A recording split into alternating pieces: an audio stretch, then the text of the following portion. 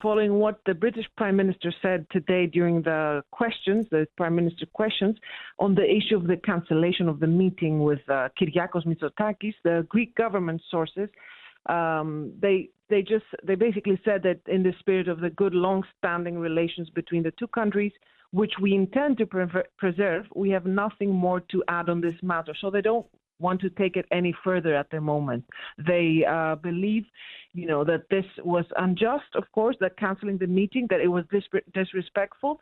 And yesterday, the Greek side firmly denied that there was any kind of previous agreement not to discuss the Parthenon sculptures in their meeting. So they seem to be, if anything, trying to soothe relations. But, is there some surprise that Rishi Sunak today, when he was asked about it, seemed, if anything, keen to keep the row going? He said that rather than trying to discuss substantive issues for the future, he accused Mitsotakis of grandstanding. Yes, exactly. Because, Athens has repeatedly called on the British Museum to permanently return the sculptures, not to loan them for a specific, period of time temporarily, but, this is a call that has been on irrespective of which government is in place, they always have the same stance. So the Greek Prime Minister believes that in the future, it should not affect relations between Greece and Britain, since they have like a considerable historical depth. But the Greek Prime Minister also said that there was a somewhat positive aspect to this spat, this row, following the cancellation of this meeting, because it gave even greater publicity, not only in the UK, but also worldwide in the public opinion and the public sphere regarding Greece's just demand for the reunification of the Parthenon sculptures. Just to explain to people listening why Greece feels so strongly that these sculptures should be returned to Athens. Well, yes, and this is something that you will find the majority of Greeks agree on. I've discussed it with friends, with colleagues, with family.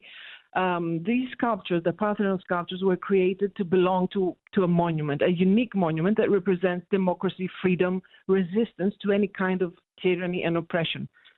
For the Greek people, the Parthenon, it embodies like the spirit of a great era, which evolved against all adversities.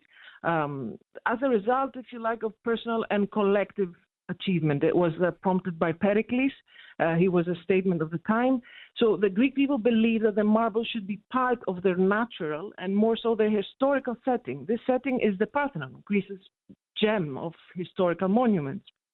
So how has this row gone down in Greece? Has it been big news there as it has been here in the UK? It's been, definitely headlines, talk shows, social media posts, and also memes, funny memes about this, showing the Greek plane, let's say, coming back with a part of the Stonehenge monument. And also, if you want, like, there's a continuous meme production on social media, trying to not make fun of it, but at least seeing it, somehow the satirical aspect of this. Of course, it's serious for the Greek people, and they still, I feel and I understand that there is some anger because people think that it was disrespectful to cancel the meeting, and people think that this is something that's been discussed for so long, and it wasn't something that the Greek Prime Minister went to surprise, if you want, the British Prime Minister. It was something that it would and should be discussed. So the reaction has been significant to Greece. And in a rare case for the Greek political scene, the leader of the political party, Syriza, the opposition party, sided with the Greek Prime Minister with a post he made on X, Twitter, stating that the decision of the British Prime Minister to cancel their scheduled meeting is unacceptable, and that the case of the Parthenon sculptures is an issue that goes beyond the face of the respective Greek Prime Minister and any party confrontations. And what about these talks that were going on beforehand involving the British Museum and other senior figures to try to arrange some sort of loan agreement that could involve perhaps the sculptures going back to Greece and maybe involving other artifacts as well? Is there still an expectation that that could yield results?